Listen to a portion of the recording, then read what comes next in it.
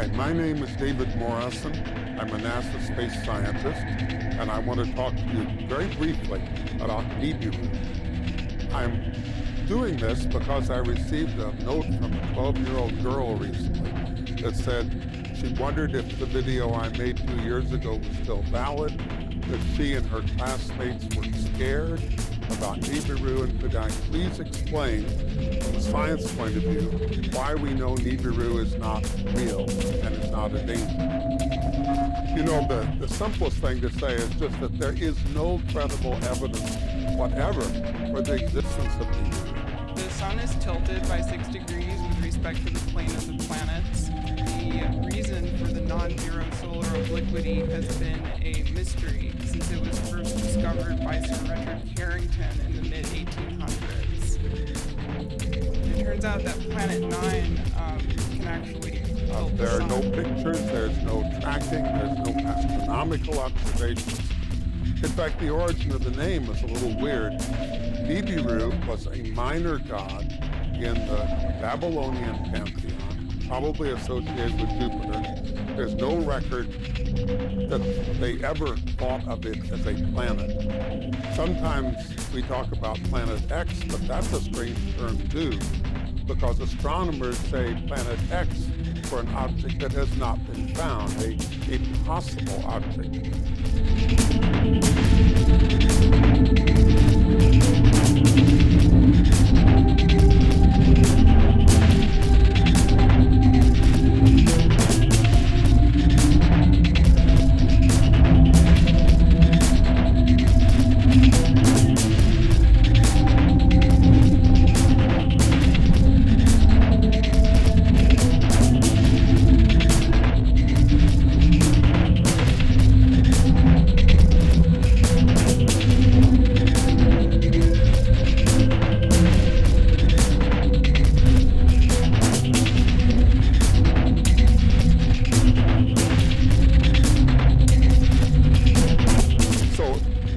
Isn't any evidence here to counter, but I can quite specifically say how we know that Nibiru or Planet X does not exist and does not threaten the Earth.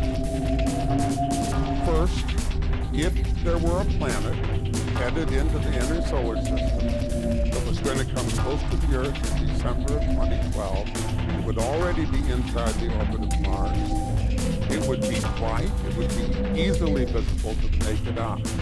If it were up there, you could see it. All of us could see it.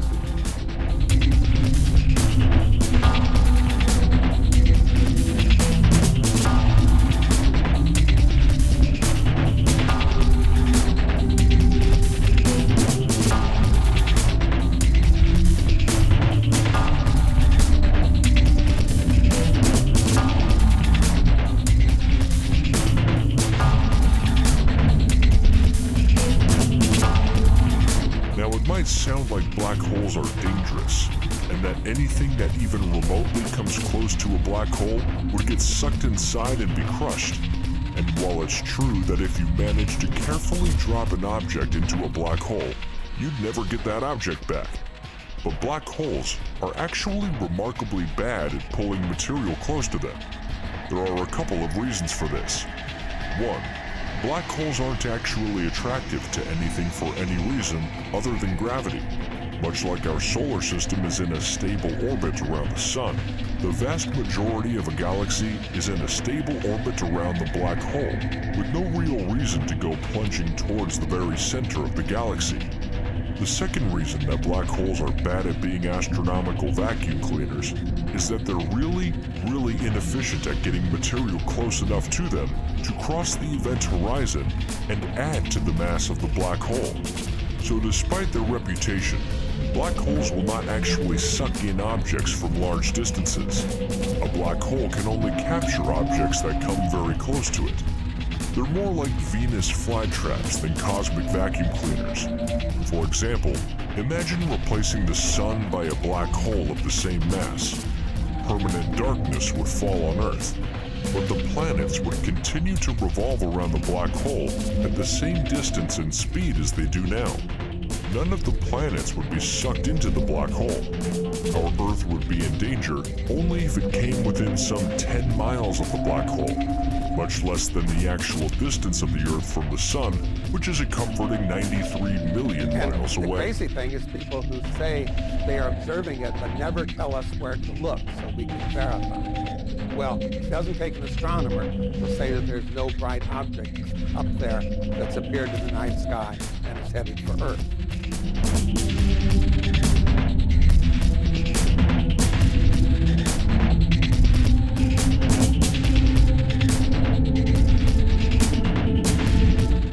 Second, if Nibiru were real and it were a planet with substantial mass, then it would already be perturbing the orbits of Mars and the Earth.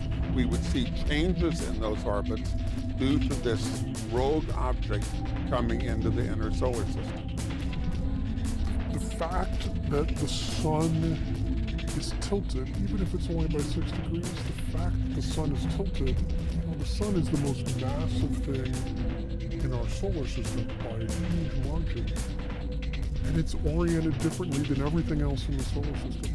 That is an incredibly strange phenomenon for which there really has not been that many explanations even attempted over the last 150 years.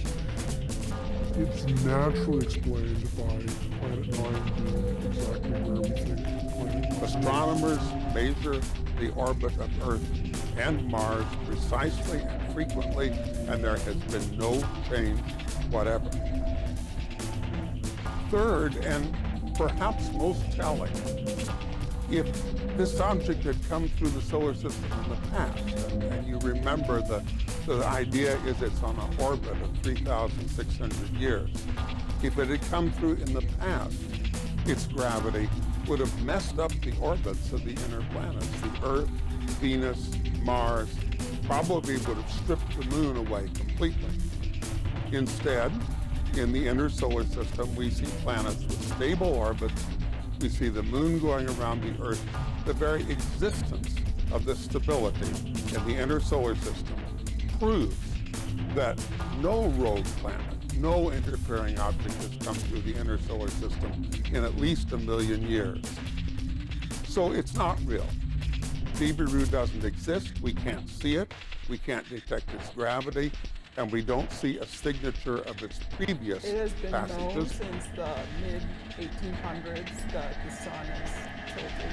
Over the years, people have put forth various explanations for it. One possibility is that the sun was interacting with the protoplanetary disk via magnetic fields. It's also possible that the disk is just asymmetrical from the beginning.